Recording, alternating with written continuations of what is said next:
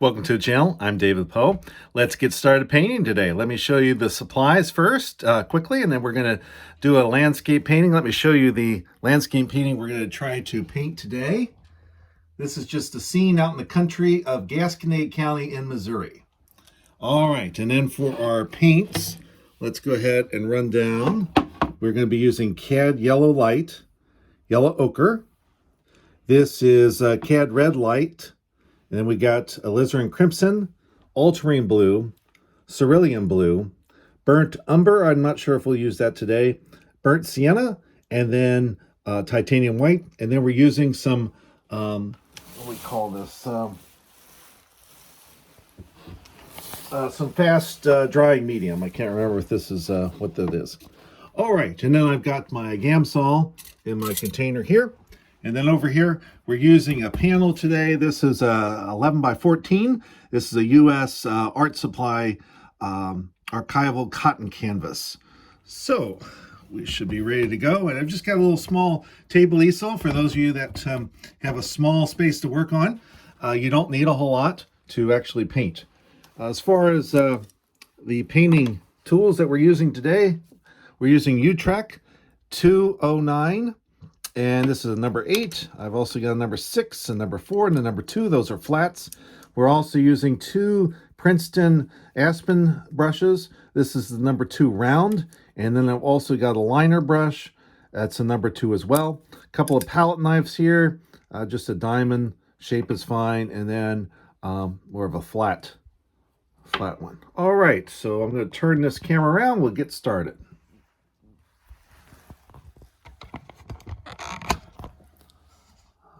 See that well enough? Get this squared away. Let's see if we can. Oh, that's not as good. Let's see if that maybe not. Let's try this lighting. All right. So what I like to do first is I'm going to take my number 2. This is the small brush, flat. Dip it into my Gamsol. I use this is a butcher platter basically, and it's very cheap, and it's also white like my canvas, so it helps me to judge the colors, being that this is the same color as that surface is. And I'm going to sketch out the scene just briefly, using some burnt sienna. So I put a little burnt sienna on here, and then I mix it. I want this to be very thin, so notice the consistency. It's not quite running, but it's very liquidy, and that's what I want because I don't want to take too long for this to dry. All right, and let me show you once more the image of what we are doing. There you go. All right, now let's swing this back around. Hope I didn't screw that up too much. There we go. All right, now we're going to see how to make this. All right, so about a third is going to be the actual landscape. So it kind of comes down like this. Just like putting a few marks down to get my bearings on where some of these hills are coming in at.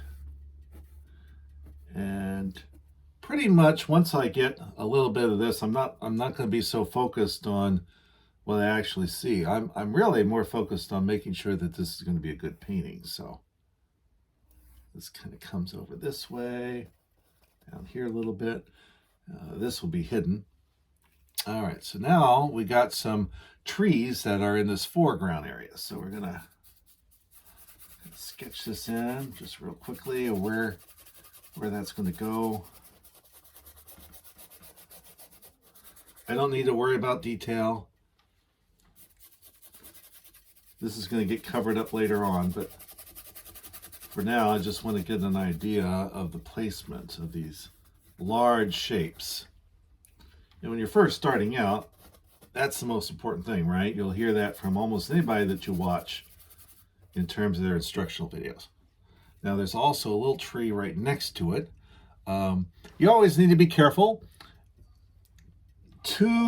Usually you want to have large shapes that are in combinations of odd numbers. So either 1 or 3, 5. You don't want 2, you don't want 4, because it just something happens in the eyes, and we gravitate more towards appreciating odd numbers when we're looking at a landscape. It looks more real or natural that way, as opposed to even numbers. So keep that in mind. So what I'm going to do is, even though I see that there's another tree right here, I'm not going to put it in. I'm just going to use this one. And as a landscape painter, you know, you can, I could add a tree, I can subtract a tree, I can move a tree from one place to the other. There's an interesting little tree and a little bit of a lake that sits in this area right here. And so I am gonna put that one in.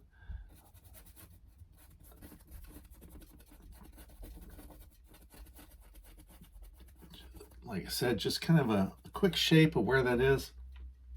And a reminder that there is this little lake here. If I want to put it in, kind of goes, kind of makes that shape there. Almost like a heart. Anyway, and then we've got, there's also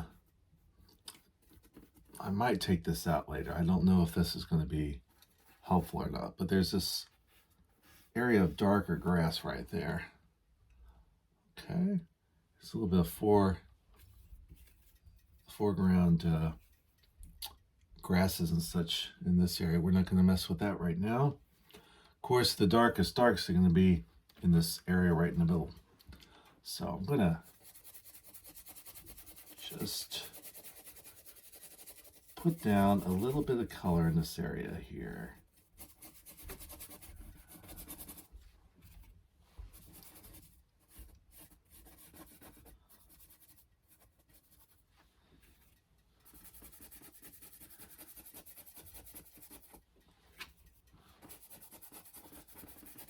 It's always best to work from darks to lights usually, although I often will put the sky in as one of the first elements as well, because then I can key everything darker than the sky, because the lightest light is going to be in the sky, almost always. All right, I'm dipping into my burnt sienna again. This time I want this to be a little bit darker, so I'm not going to mix in any more of my Gamsol. And I'm going to go back in and just kind of make this stand out a little bit more. And also this tree here. Because this tree is actually closer to me. Let's add just a touch of ultramarine blue. This will give us a darker dark than that. All right. And then we're going to sketch this in just quickly. I'm actually looking at that tree from my reference photo. That's my own reference photo, so I have actually been on that site. I saw this particular image. Something about it stirred me. So here we go.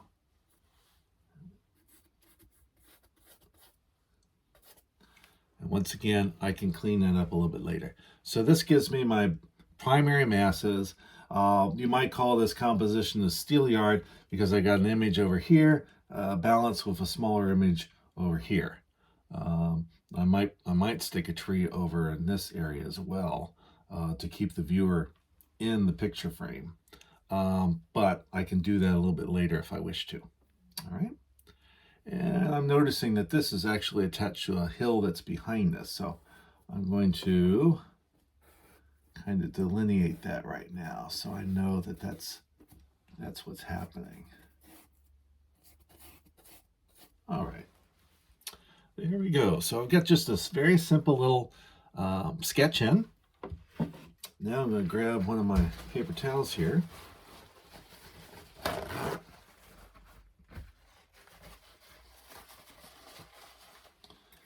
Wash this out a little bit on the Gamsol. And today, like I said, we're going to do something a little different, because sometimes I'll just start working right in with the darks. I'm going to key in the sky. I'm going to use a bigger brush. This is number 6 flat. Also the U-Trek 209 line if you want. This is a hog bristle brush that you've probably seen me use in the other videos. All right, get that with some Gamsol on it. And for this mixture for the sky, I'm going to take a big blob of the titanium white, pick another spot on my palette. I'm going to add some of that, it's Galkid. It's Galkid. That's the medium I'm using. Galkid will speed up the drying time. And I'm going to put just a little bit of, oh, this is kind of soupy. A little bit of the cerulean blue. And that's pretty much the color I was seeing in that photo on the very bottom of the, oh, I just stuck that in the ultramarine blue without meaning to. So we'll just go with that color. That's pretty close to it anyway. All right, maybe I meant to do that anyway. Happy little accident right off the bat. By the way, if you are new to the channel, I would really appreciate it if you would give a thumbs up and subscribe to the channel. You can subscribe to all kinds of artists. And sometimes you can learn the best from artists that are not perhaps the most well-known. And so anyway, I hope that you gained something from this tutorial, and you could help by subscribing. We're getting close to 1,000, and that was one of my goals when I started the channel. So that would be greatly appreciated. So now I'm taking this very light blue and putting it close to the hills.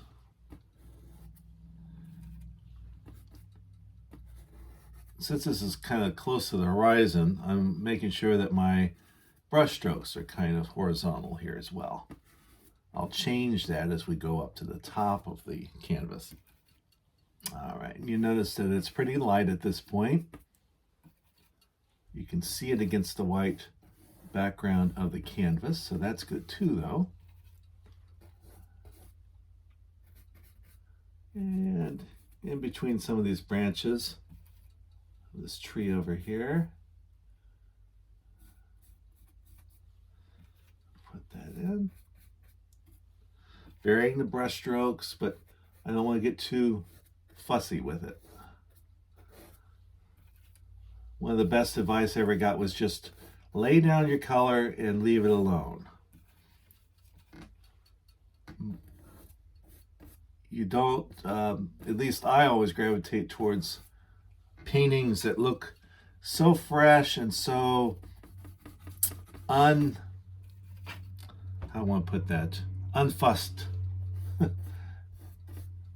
In other words, where you can almost tell the artist put every stroke without really, it looks like he did it fresh and without a whole lot of thought, and yet it looks absolutely beautiful, as if each and every stroke was meant to be exactly where it is. There's a certain sort of confidence about the brush strokes, and I enjoy looking at scenes like that, and maybe you do too. Now there's a row of clouds that comes in this middle section on up. So now what I'm going to do, I'm going to mix a little bit darker blue, but I'm going to leave parts of the canvas white so that I don't have to come over top of it with paint. I can just use it and apply some more white paint in that area. All right, so I'm taking some titanium white here, adding some ultramarine blue this time, which is a little bit darker blue. There's still some cerulean in this mixture, and this will provide a little bit of contrast as we move towards the top. And if you're out looking and observing nature, you will notice, as in the picture, that the farther up, which is actually closer to you as the viewer, you see a little bit more color. In general, always remember that the further back or the further in the distance you want an item to appear as you're painting, it's going to have more blue. It's going to be colder in temperature, or bluer in temperature is a way to think of that. And then if it's closer to you, it's warmer in temperature, which of course, burnt sienna is a warm color. It's kind of a dulled down red. And so there's more red and yellow in the layers that are closer to you, which is warmer. Temperature-wise, we would call that warmer. All right? Okay, so let's now start. This corner has some white clouds, so I'm going to stick this. Like I said, I'm kind of thinking of negative space, using the canvas itself to where the other clouds are going to go. So I'm looking at where I see the blue on my reference photo. Although we don't have to necessarily try to emulate that. There's another little cloud poking there.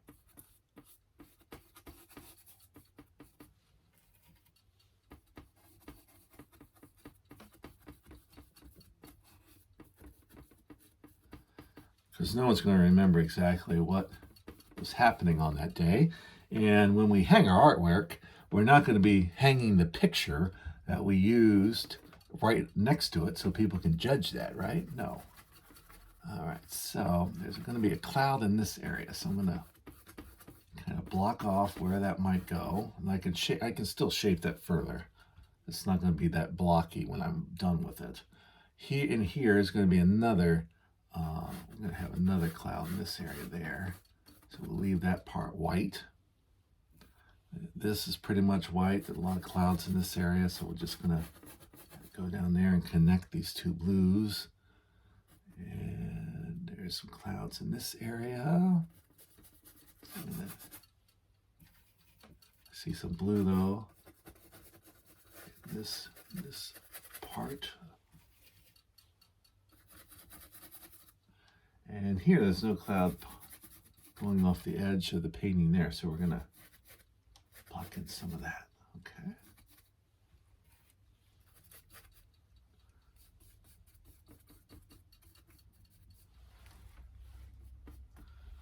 All right. So I've blocked in the major shapes of the sky, which also now allows me to judge what's the lightest light, and making sure that when I squint, that I can see those distinctions. All right. This also gives it time to set up and dry a little bit. So I'm going to leave this alone, this top portion. I'm not going to put the clouds in yet. Now I'm going to go back to putting in my darkest darks. So I'm going to clean off this brush real quick and just take the paper towel and pull it off. That can be just as effective as as trying to wash your brush all the time. Then I'm going to set this aside, and I'll use that for the clouds later on. And I'm going to move to a different brush. This is my number 4 brush, flat, to now concentrate on my darkest greens. And a wonderful combination to use for your darkest greens would be your ultramarine blue. So we're going to grab some of that right here on the palette, a different place. And then we are going to use, now you might be tempted to use yellow ochre, but the problem with yellow ochre is that when you mix it to make your yellows, it's more chalky than using the cadmium colors, whether it be cadmium light, like this case, or if you also, sometimes I'll throw cadmium yellow medium on here, and that will give you an even darker green. So I don't have that color today on this palette, so I'm just going to take a little bit of the cadmium yellow light, not a whole lot, and then we're going to mix it into our blue to create a pretty dark green. Now I can make this even darker by adding a little bit of red. I got 2 options here, alizarin crimson, or actually I think this is naphthol red. Let's put a little bit of naphthol red into that. Not much. You see how small that was? Just going to put that in there, and look how rich and more natural that green becomes when you add just a little bit of that red, which dulls the color down some, but it also darkens it as it does that. And in fact, when you're using a limited palette such as this, it creates some color harmony. It makes your mixing relatively simple, because oftentimes there's only 2 colors you have to make the kind of color that you want. And oftentimes, almost all your mixtures will have a little bit of each of the primary colors, red, yellow, and blue. All right, now I'm going to still make it thin, so I'm going to put a little bit of Gamsol in it. And I'm going to turn to my trees. And use this for my darkest dark, where I've already sketched in part of the tree where I see the darkest darks. I'm just laying down the color, thinking about shapes. I'm not thinking about creating trees right now. And I know it doesn't look all that good. And you got to kind of train yourself to preserve judgment until the end. Otherwise, you'll get discouraged and you'll work in this one little area to make this tree look really real before you move on to something else. That's not going to help you. You want to quickly work, especially because I do this and I'm a plein air painter. This is studio painting, obviously, but it's also a way for me to train so that when I'm painting outdoors, I want to get the stuff down on the canvas as quickly as possible because the light is changing so quickly that you're going to miss it. Now, this tree is actually much lighter in the photo, but I think it's going to read better in a painting if it's darker first, and then we could add some highlights. So I'm going to kind of ignore the color that I'm actually seeing there and create it in a darker color. So that way it almost reads as if it's in the same plane as this other structure, which I think compositionally will enhance this particular painting. All right, now we got the greens that are behind these two.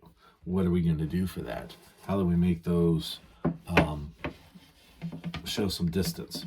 Well, the easiest way, and I'm going to show you today, is I'm going to take, now we could take titanium white, but titanium white's going to make this look very chalky. Now, some artists are going to disagree with this, but I think sometimes using the yellow ochre, mixing it in with what we've already made, is going to produce a kind of chalky green, like I told you about. However, it's also going to set it back from the other, and it's not going to be as chalky as putting straight titanium white into it. Get another load of that, stick it in there. All right. Now, I will take just a little bit of the titanium white after all, just a little bit. In fact, a little bit less than what I originally put. And I'm going to add that in. And a little bit more. Maybe just a touch more. Always go with small amounts. No need to rush. And make sure you think it's pretty good before you put it on the canvas. That helps. I'll put a little bit more into it. All right. Okay. I kind of like this color, so I'm going to see if this will work. Yeah, see the contrast there?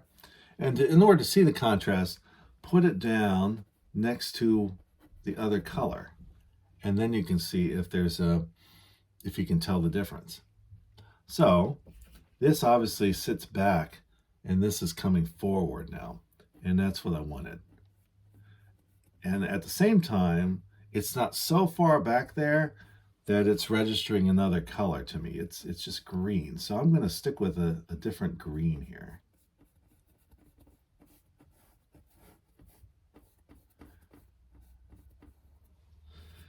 Basically, I'm going to cover up my earlier sketch. Now, a little bit of that burnt sienna can show through, and that's going to be fine. And I sort of want that to happen, so. Come all the way over here. I'm just trying to vary the brush strokes a little bit. And notice that you're painting, usually you should paint with the brush near the end. And that gives a little bit more flexibility, a little bit more interest in your brush strokes because you don't have full control over how the paint is being laid down. All right.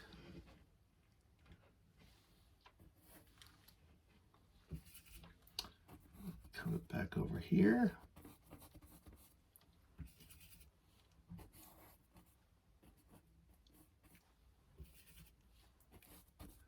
Bring down some more of that color.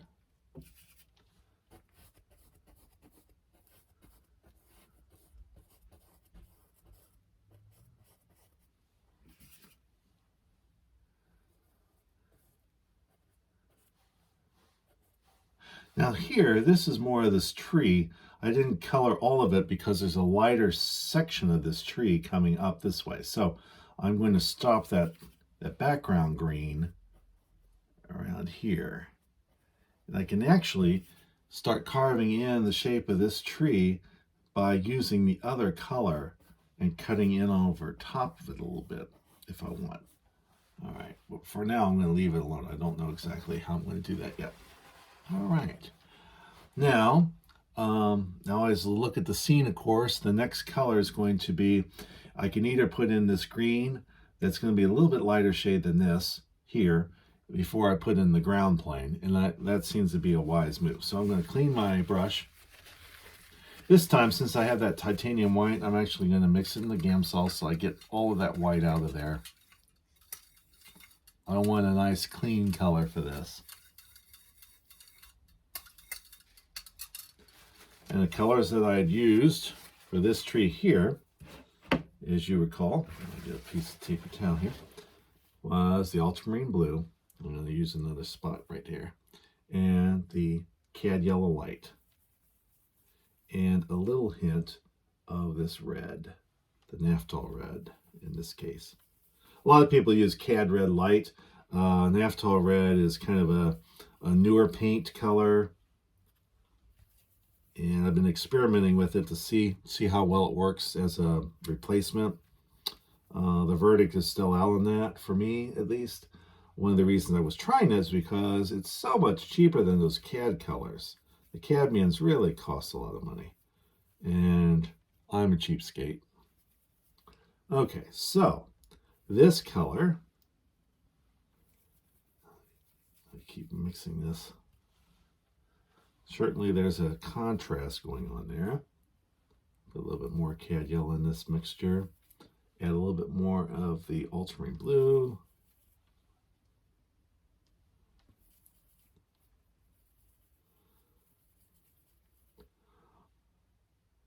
I want it to be similar so that when I squint, that I don't see too much difference between the highlighted color and the dark color of that tree.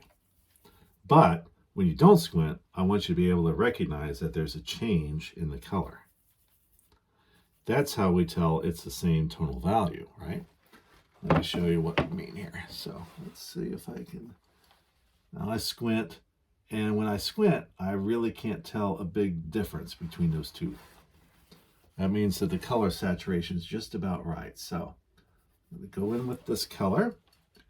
And here, I'm going to shape this tree a little bit. Paint kind of coming down into it.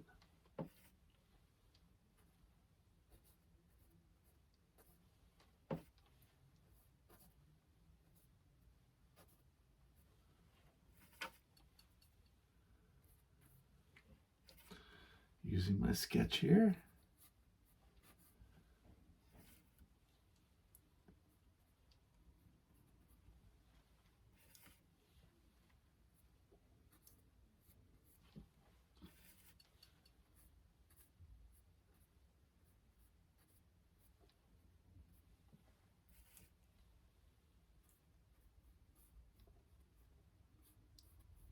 See, I'm cutting into it to create some shapes.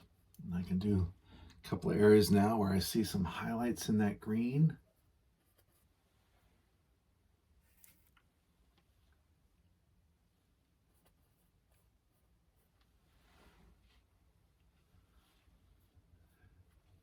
I'll put some finishing touches on that tree a little bit later. But for now, I think that's working. I'm also going to put a couple of highlights on this tree. This tree sits a little bit farther back. I'm going to add a little bit of the cad yellow light into that mixture to change it just slightly. Not much at all, but just slightly.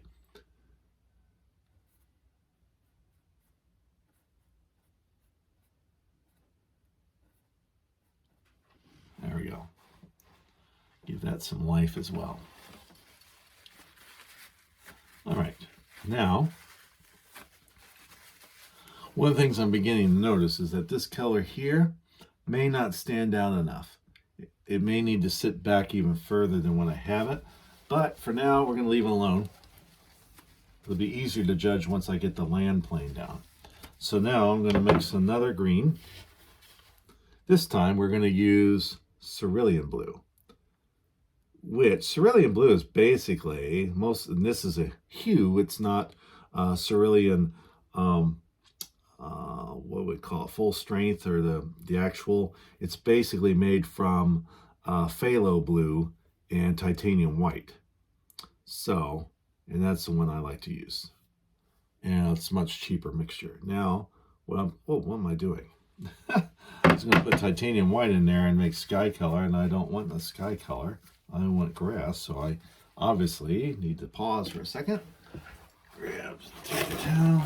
What I want to do is mix in some of my cad yellow. So we're going again with the cad yellow light and mixing that into that cerulean. And look how beautiful that green is. And this is much closer to that grass color. Now, I need to dull this down a little bit. So in this case, I'm going to dull it down with some titanium white.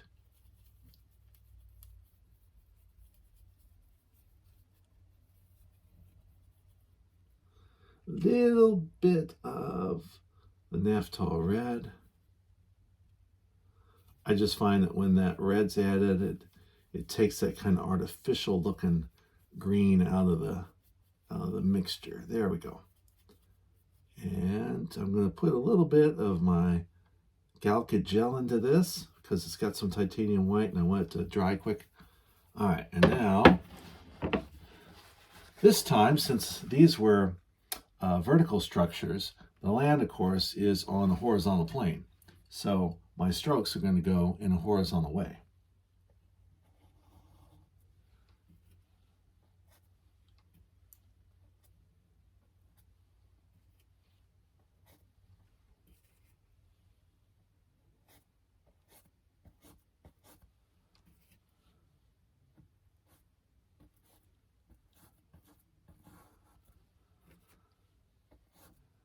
Just going to kind of lay this in there and try to leave it alone.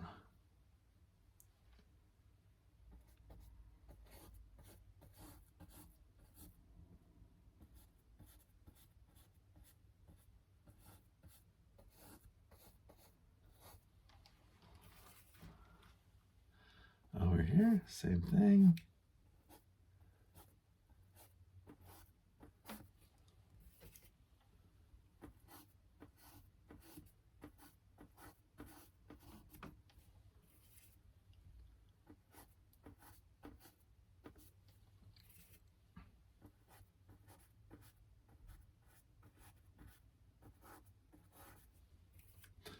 And I'm telling myself to just reserve judgment about how this color looks. I can go back in. I'm doing it pretty thin, so I can come back in and change it some once I get this laid down. A little bit of yam salt in there.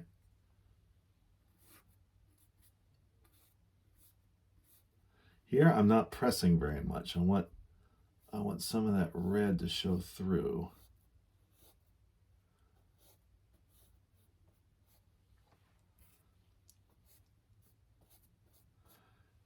And there's some shadows coming in over here on the ground. And we're going to lay that in by just kind of taking and stretching that color a bit. All right.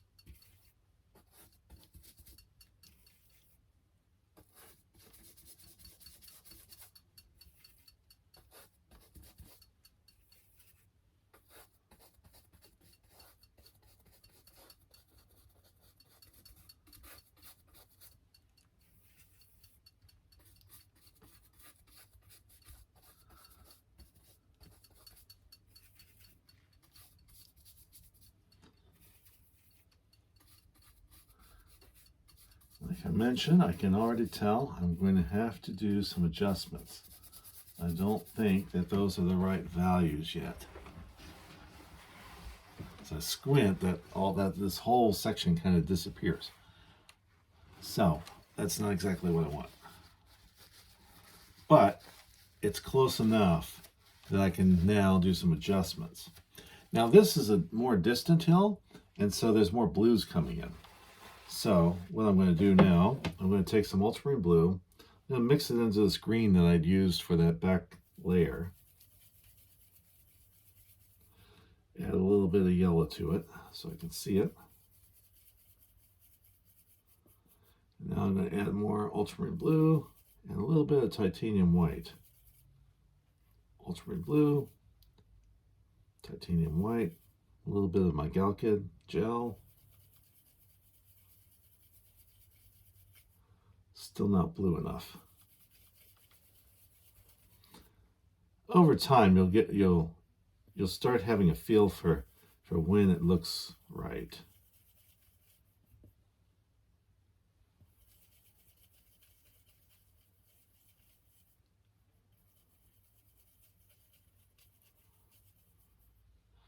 Now I want to push back this color. I just need a little bit more of that titanium white. Okay, this looks close to that color I'm looking for.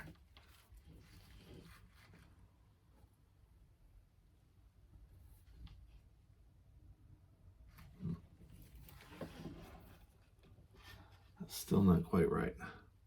More ultramarine blue, a lot more titanium white there.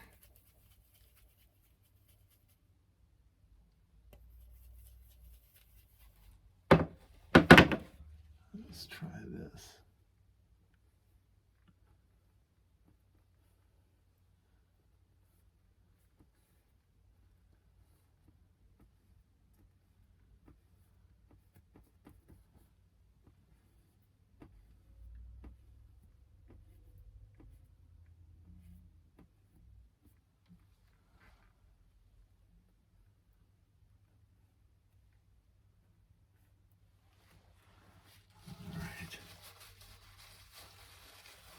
I think I like that better. Now always adjust it a little bit more.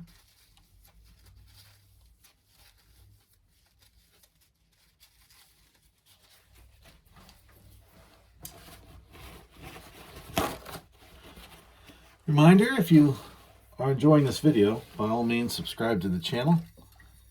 Give a thumbs up. You can always make a comment or suggestion as well.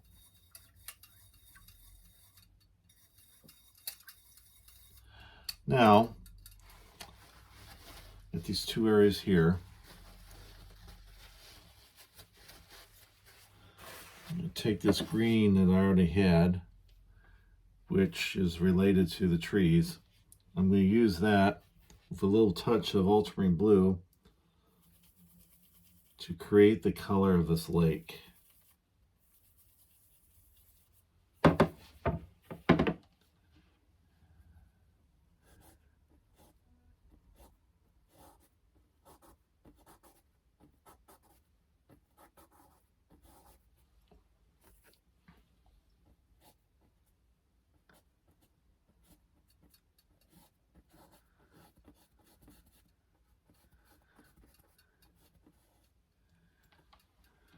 Okay.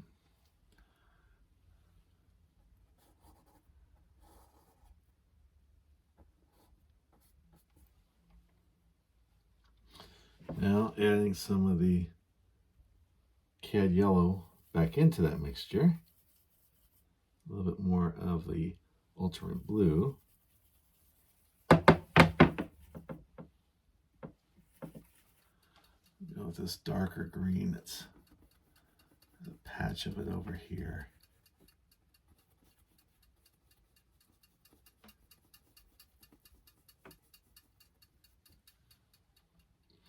And there's actually a patch of that color green here.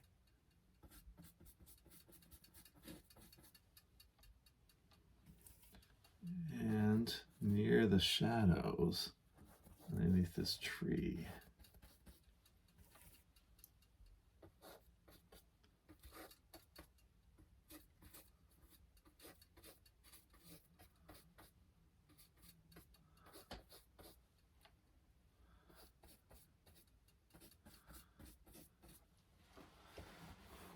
gives us a little bit of an effect of some shadows there. All right. This green, though, is just too green. It's not. So I'm going to take the cerulean blue,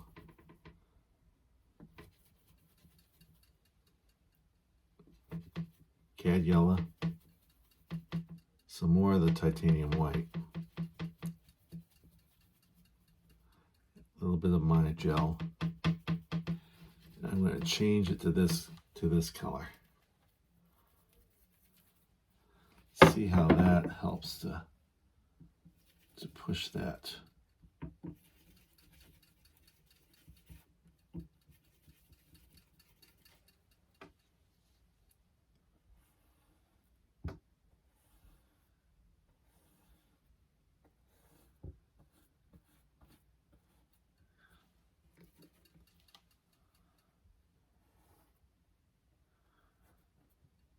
Now I'm applying the paint much thicker, and notice it'll go right over top of that.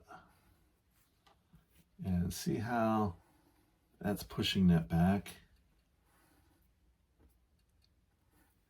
So I think that is much better.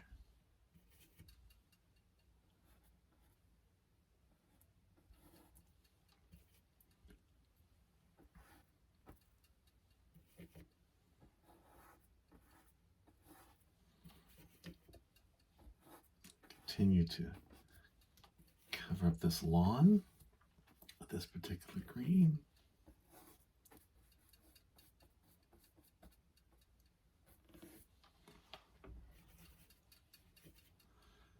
And over here, there's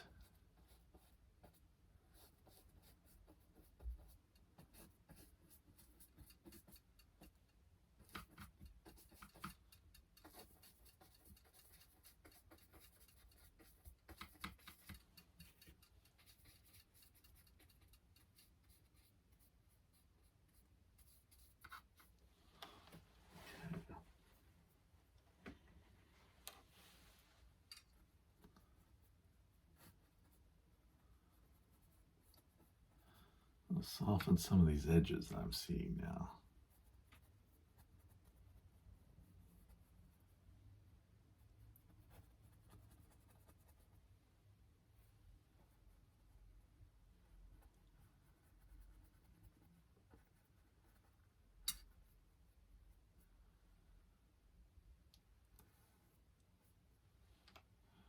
I can kind of shape this. It's more of a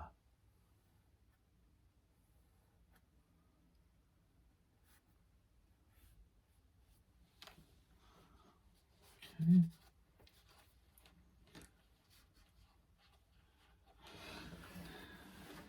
And I'm actually going to use this for a little bit of a highlight on a couple of these trees that I've already done.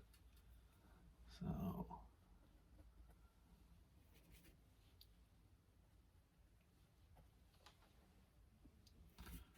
and same way over here.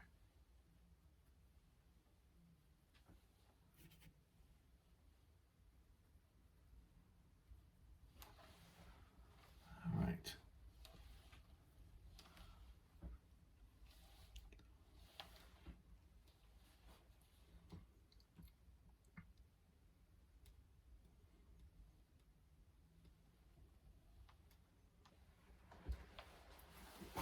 I'm going to let those dry, and I'm going to turn my attention back to the clouds again.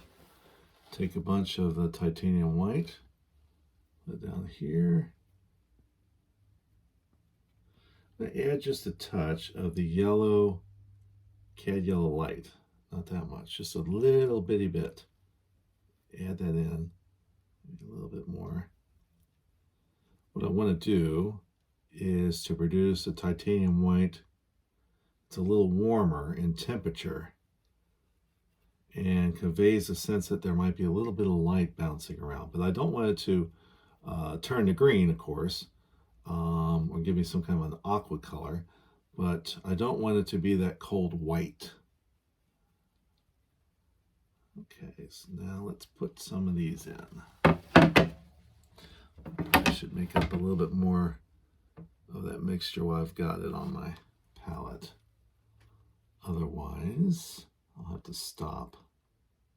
A bit of that cad yellow again. Okay. And better make sure I put my Galca gel in there. Titanium white's very slow to dry, so I'm putting a lot of that in there so that way it will dry relatively the same time as the others will. Okay, so now I'm going to basically cover these areas with this. And then I'll take care of manipulating the edges in a little bit. But for now, I just want to get that paint on the canvas. So, take the pressure off. Don't worry about trying to get it perfect this first go around. All we want to do is use our sketch that we did earlier. Stick that paint there.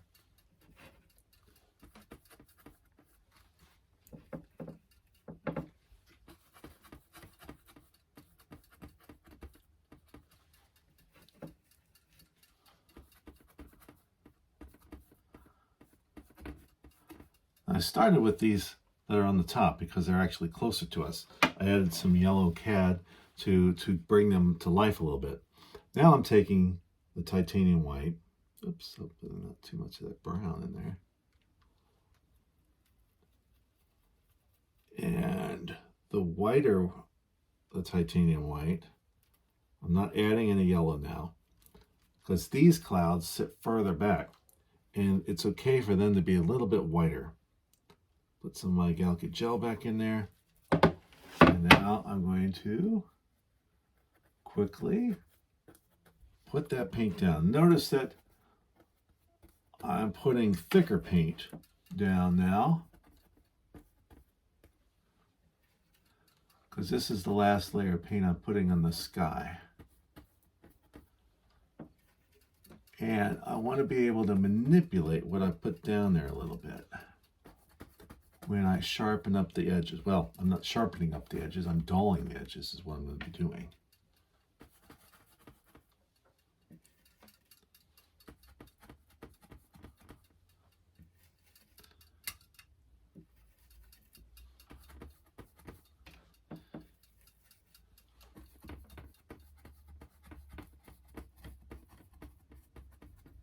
All right, so now I put white in those spaces. It doesn't really look all that attractive. I'm going to dry my brush off.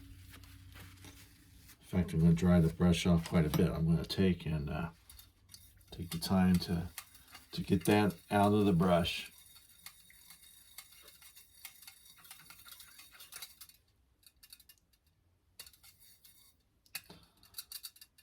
So now we've reached the stage in which the first layer of color is all in there. We've done a couple of things to show a little bit more detail at this point, but not much. Let's see if you, it's not any better, is it? Let's see if you can see that a little bit. Let me try this. Maybe that'll be a little easier for you to see. Oh, it might help if it's, there we go. That might help you. All right, so now, taking a dry brush, these clouds, all I can tell you is I think the best way to do it is that we're blending the edges. I don't want to take the paint from the center. I'm going to take the paint from the edges. And I'm just going to start taking the brush lightly and dragging it, okay? To see if I'm doing it in different ways without really thinking about it, to see if I can get some nice effects, okay? So in some ways it's taking a risk because I don't know how this might come. It might not come out that well, so let's see.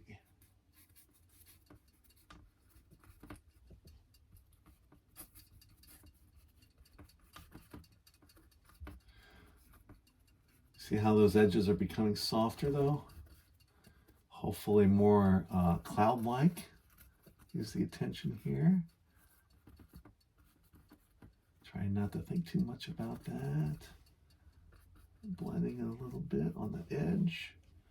Over here, doing the same thing.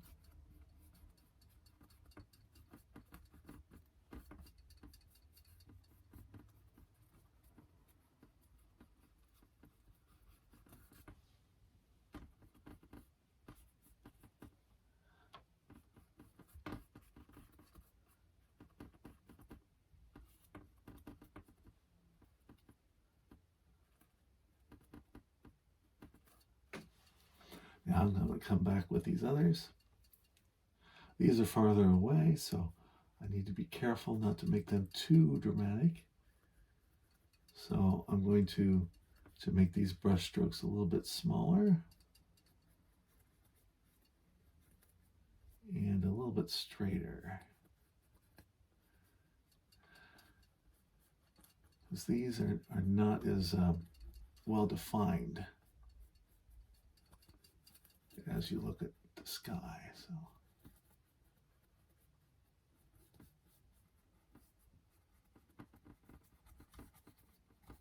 kind of erase a little bit of this one by doing this. Have it kind of fade into that lower blue.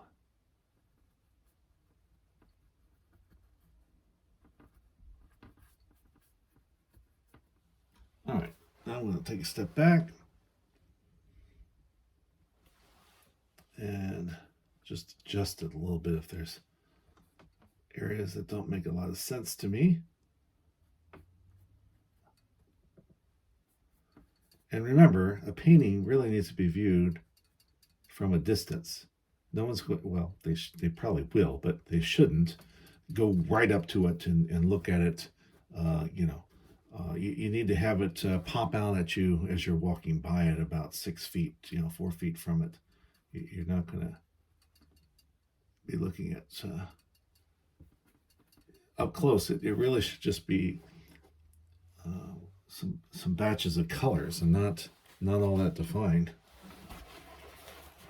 That's what we call impressionism, giving you an impression of the scene.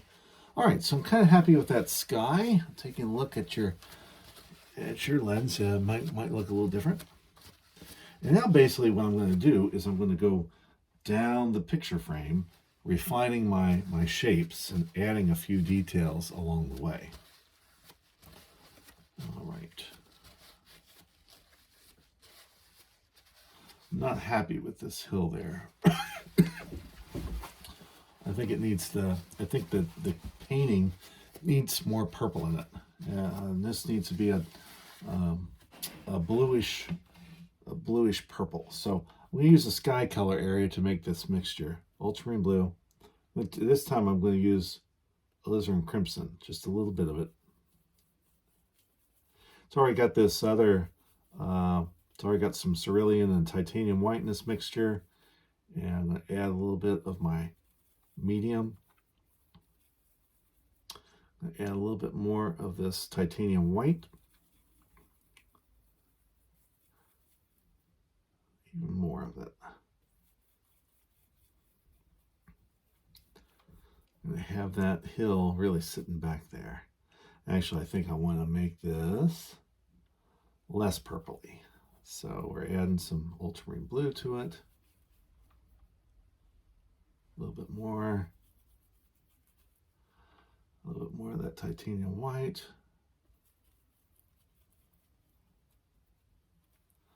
Okay, obviously that's not the sky color, but it is a different hue. It should sit back there more. So let's see how this looks. And I have to apply it heavy because I want to cover this up.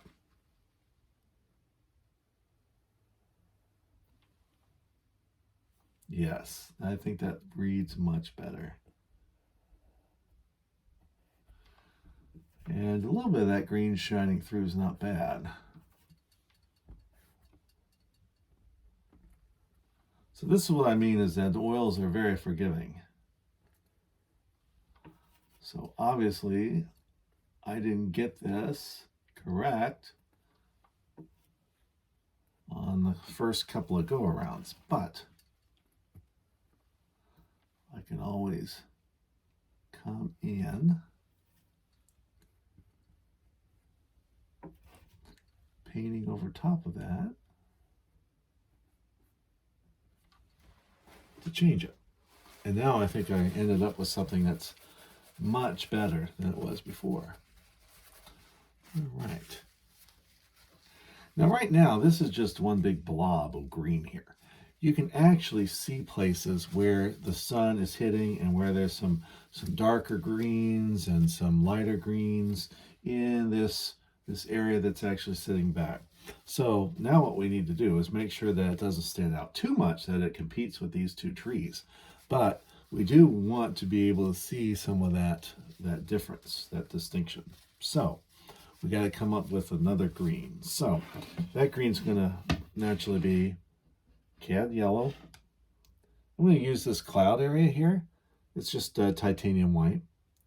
I'll put that in there first. A little bit of the ultramarine blue. All right, and this is producing a more vibrant green, but it's still fairly pale. We don't need a lot of difference between this color and what's already on the canvas. And this is pretty toned down because of that titanium white. Add a little bit of my medium. So let's check it out and see if it's what I'm looking for. I'm going to use it close to here. And I'm just going to make some shapes that can indicate the tops of these various trees.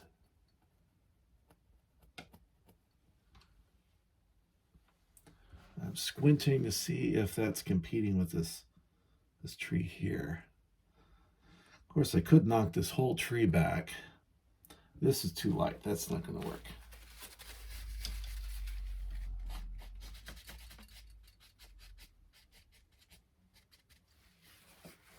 Oh, look what that did, though. Ah, an idea. So we're going to take this,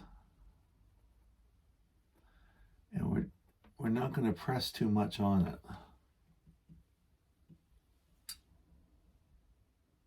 And then I'm going to come back and basically sort of remove it. And that should give us some interesting shapes.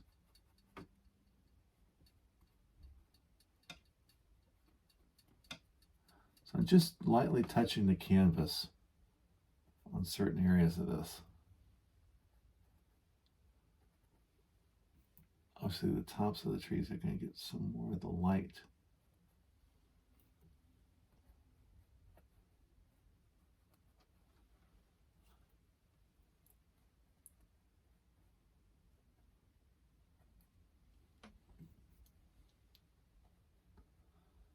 You see what I'm doing there? Just pulling down a few places of color.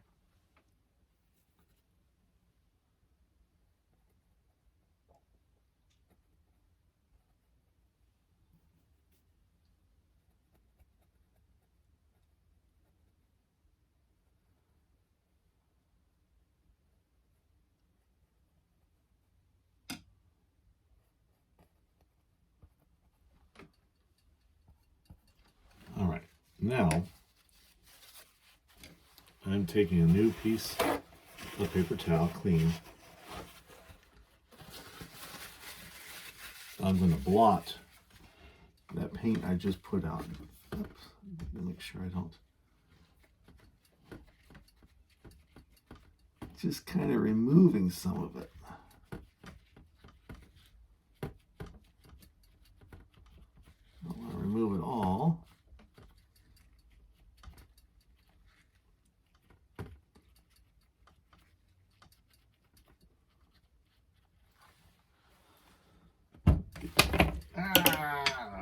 Doggone it. Wow. What a major mistake. Got paint everywhere. My goodness sakes. Remove that there. Alright. Now, take my palette knife and I'll show you how to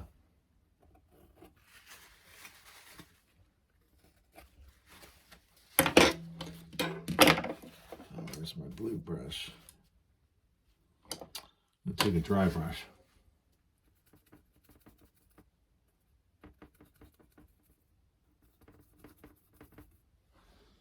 And come down here. I still got some of that blue on my palette. Get some titanium white going with that.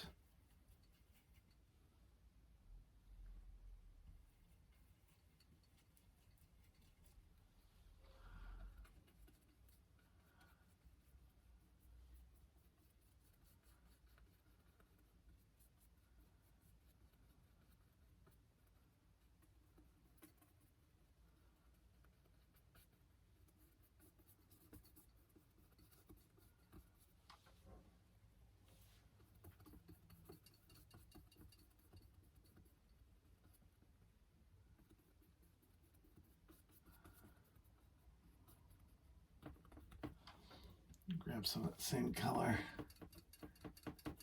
so it doesn't look too artificial. Put some strokes over here.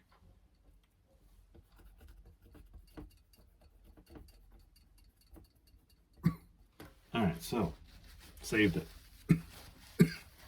Maybe that will happen to you sometime, and now you know that you don't have to throw it away. Don't get too flustered. You can remove it. You can scrape it and redo it. All right, so now I've got a little bit of textured color into that background, just enough to suggest that there's some variation there. If you squint, you can't see it, and you can't see much of that variation, which is okay, because we don't really want to call attention too much to that background. But I am noticing that there's some darker darks in here too, so that's going to be a mixture of purple. Take the ultramarine blue. Use this purple area here, it's fine. Some alizarin crimson. Actually, there's too much titanium white there. Hold on.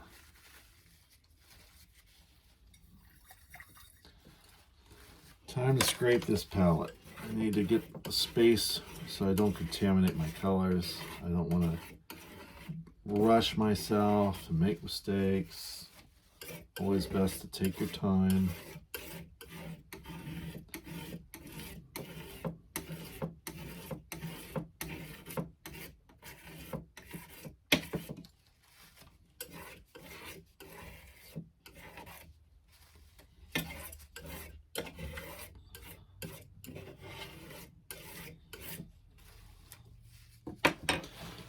Take all these dirty towels, stick them in my wastebasket here. Alright, so you see what I'm doing. It's cleaning off this palette. I need a place that I can put down some color without getting it dirty. And to clean that off even more, I'm going to use some of the gam saw. Stick my paper towel in there a little bit.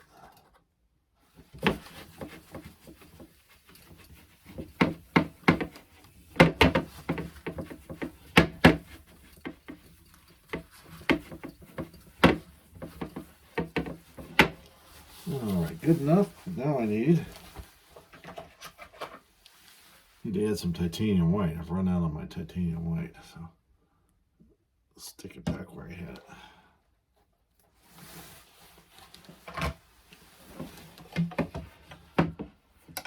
And I'm going to need to clean off a couple of these brushes while I'm at it.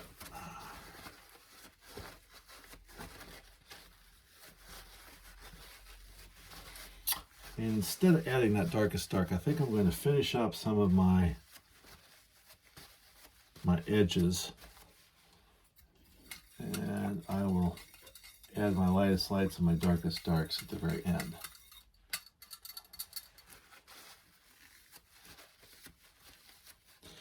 And don't let me forget, this is actually going to be a lake. Right now it just looks like a different grass color.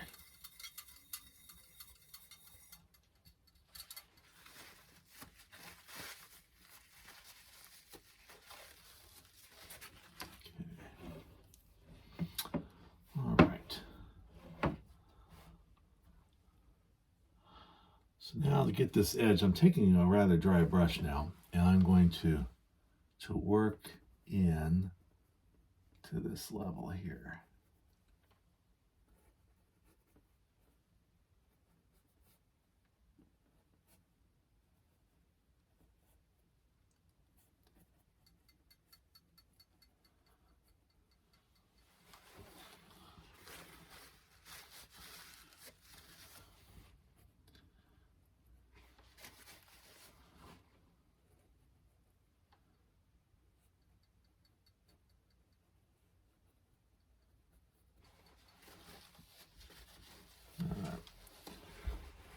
On these, we get a little bit of the suggestion of some leaves coming out of here. So we're going to build this out a little bit.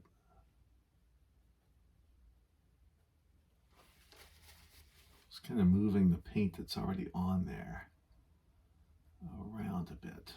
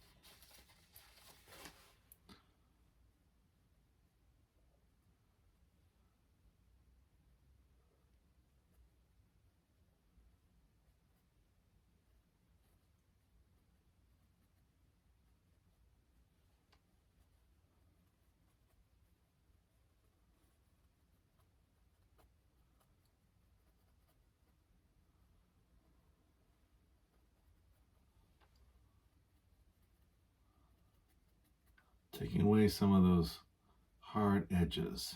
Don't see hard edges in nature.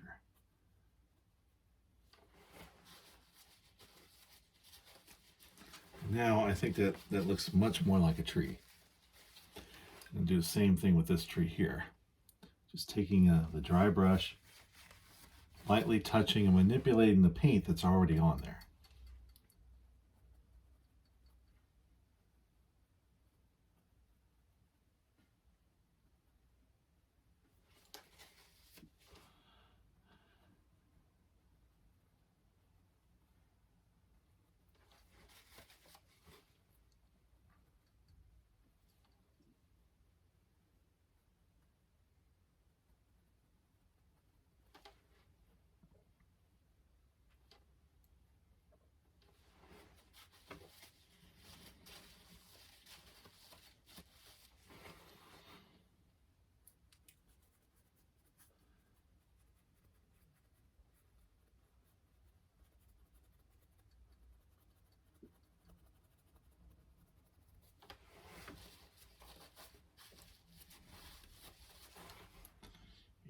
Here we don't really see a line of demarcation between these greens, so I'm going to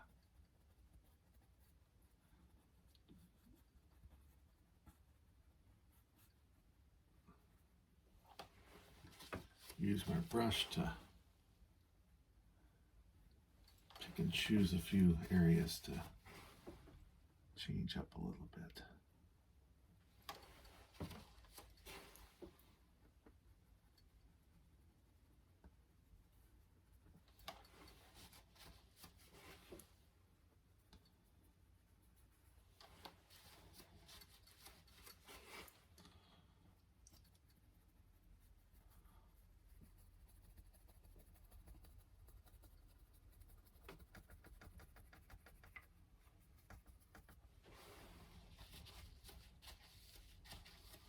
All right.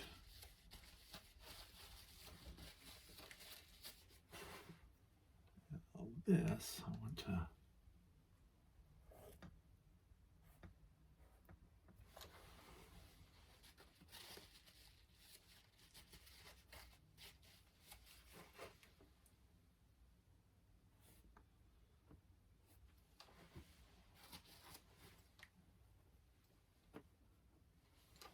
okay.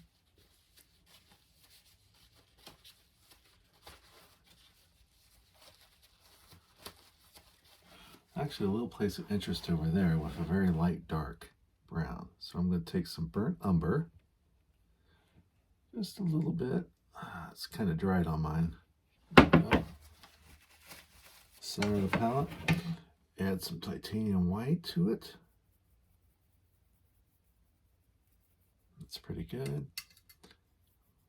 Gamma saw, a little bit of my Gallicid. And I'm going to stick this, it's in this hill area right over here. I think that will kind of look good.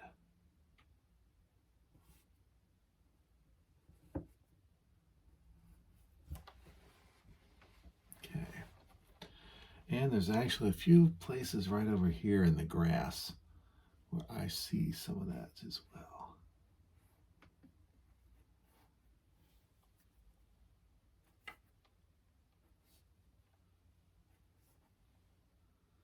Just going to add some of that in there. Okay. And for variety, I'm going to put a little bit, that's right, a couple areas over here. All right.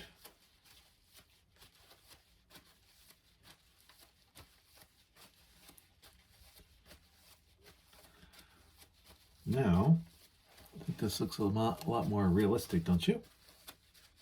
Now we're going to add some darks. There's some darks here, and I think I like that, but I want to push it out even a little bit more. And I can do that. I'm going to get a small round brush, some Yamasol. I'm going to make some purple, ultramarine blue, alizarin crimson, a little bit more of the ultramarine blue. I want it a little bit bluer than I want purple. Okay, hopefully you can see that. It may look black to you. I'm sure it's not. I'm going to take a few areas in this tree and here, and I'm going to darken them with this mixture.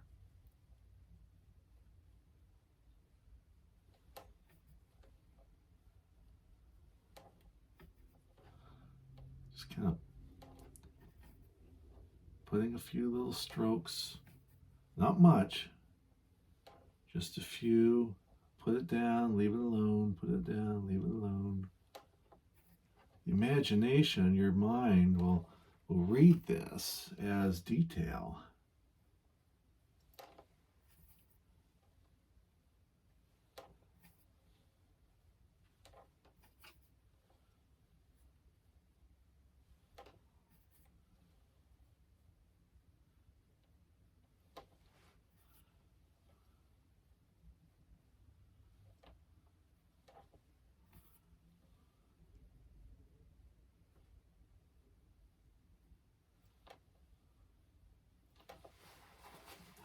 Doesn't that look nice?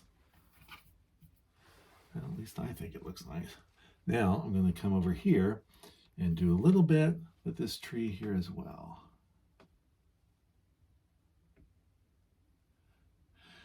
Like I said, it doesn't look exactly like the photograph because I'm bringing this tree up to almost the same plane as that one, which is fine. You have the artistic license to do that. All right, now there's some shadows. I'm going to use a little bit of this purple to help with the shadows and darken some of these shadows. So I'm seeing some of this here.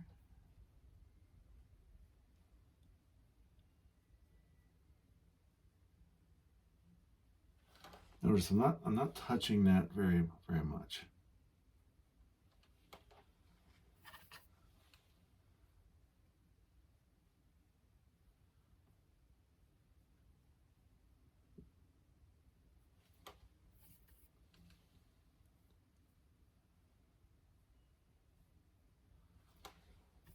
Pulling them down and kind of creating a little hill.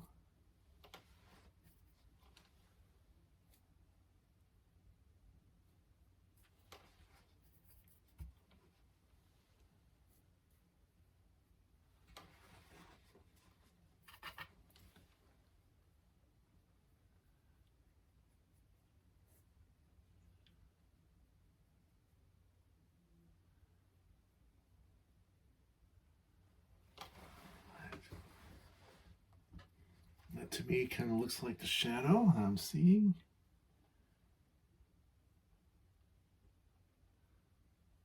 I can mix it a little bit. I don't want hard edges there either.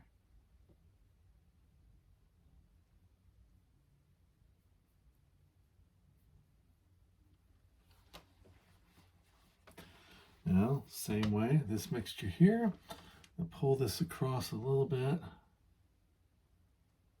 to suggest some places where tree. Okay, there we go.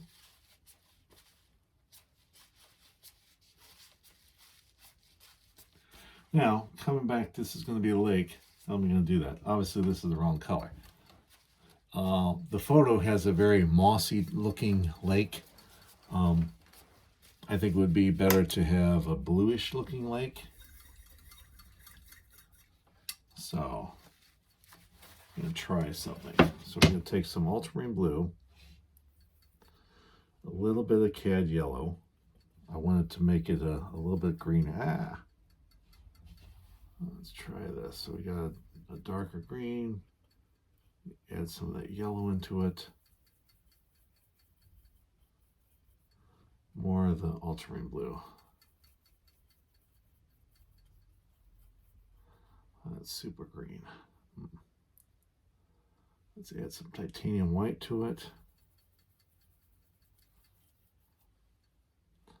More white to it.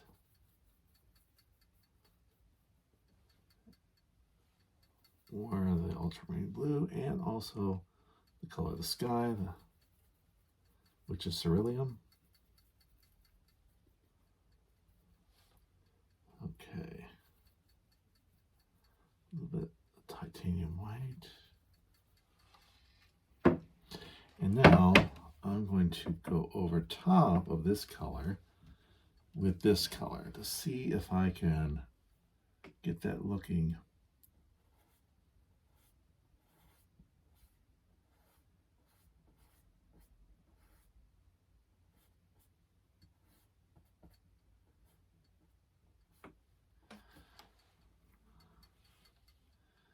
more like a lake,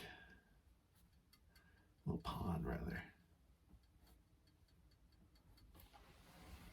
Right. There we go.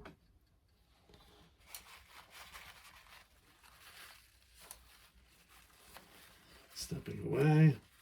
I think it reads as a lake. There's a little shadow.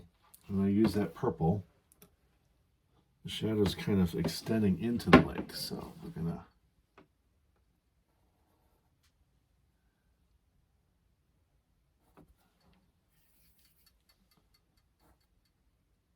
sometimes you see white ripples.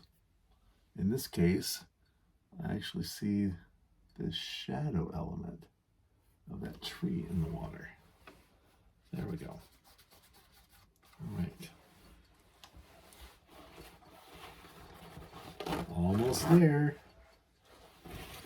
And of course, it's always up to you how much you want to bring it. I see a little mark here I don't want.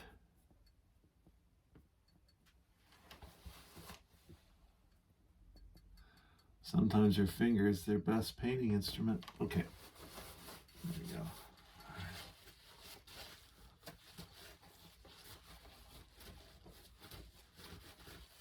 I'm pretty pleased with how that looks now. So I think a couple more for the foreground. There's a few grasses, the grains of wheat, perhaps, and I think I'm going to put them in using my palette knife.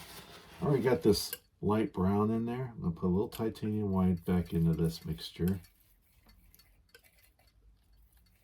Just a little bit more of that burnt umber. I'm not going to quite mix it all.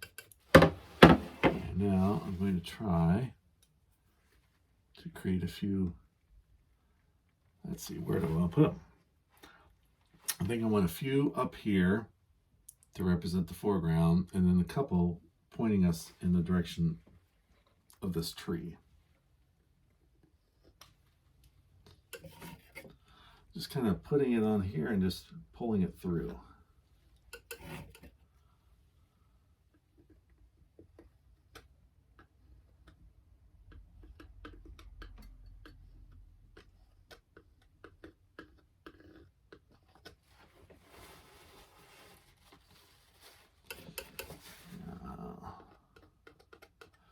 Weed has some things on top of that.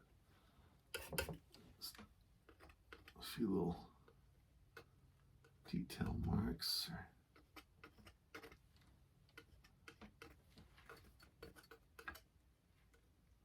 You can also use a brush for this, but sometimes I like to put a few things in there like that.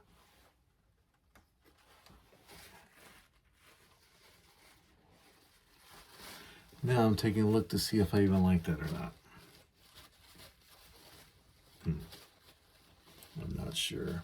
Not sure if I even like that. Don't like it, take it out.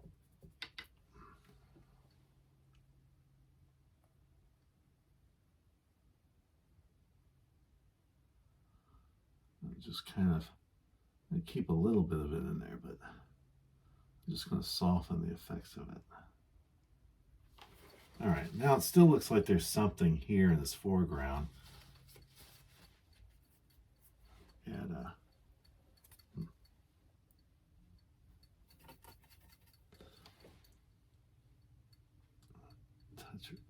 couple touches of something there. And it looks too formalized. All right. And I think I'm just going to leave it alone. I can make it different, but I can't make it better.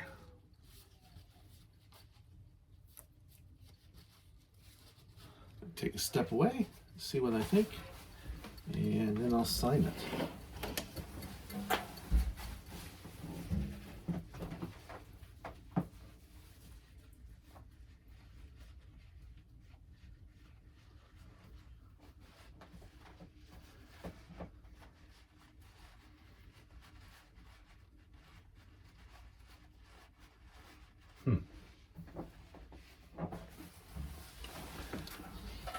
This pond I find distracting.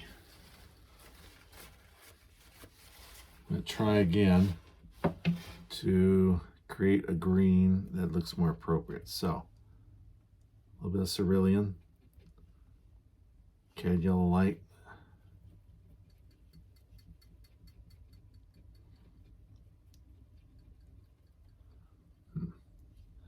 more cerulean.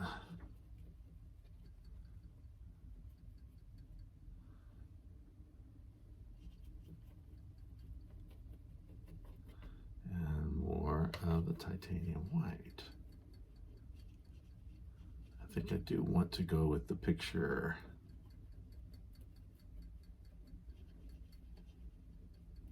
All right, let's see how this color looks on here. Now I gotta make sure it's thick, a little bit more medium on there. You know, this is the actual color. I'm going to go with it.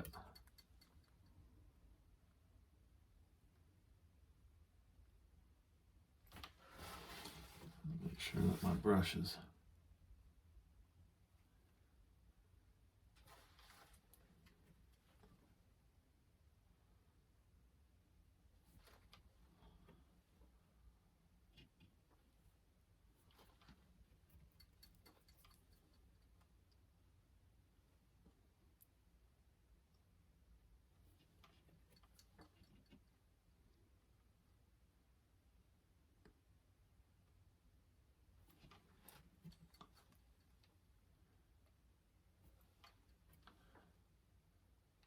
most of the time, in order to indicate water, you will pull down the color so that it looks a little bit flatter. I'm just going to do that all the way across.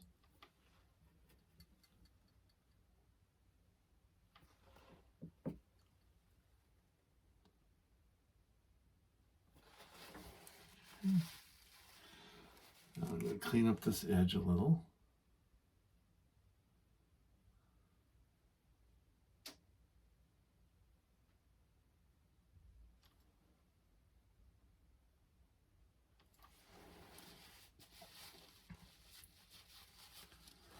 I think that kind of looks like a little pond. I use that brown color that I mixed up earlier. There's a little bit of an edge over here.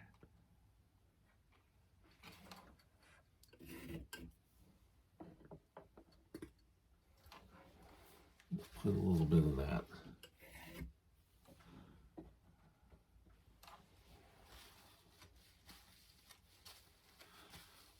Okay. Now I'm taking my dark purple color with the palette knife.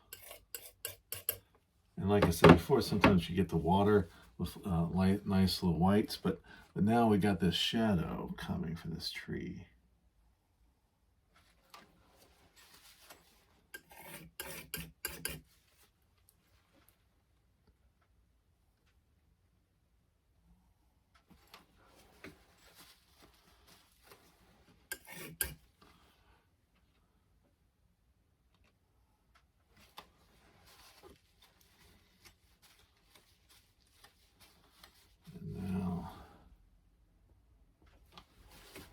You see the shadow. A little bit more.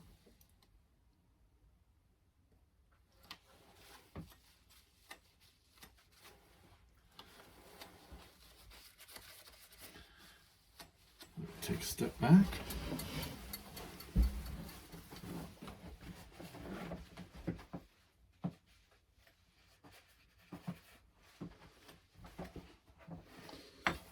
Okay, I'm going to sign it and I'll show you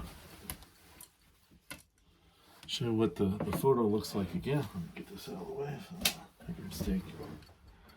I like to scratch in my name.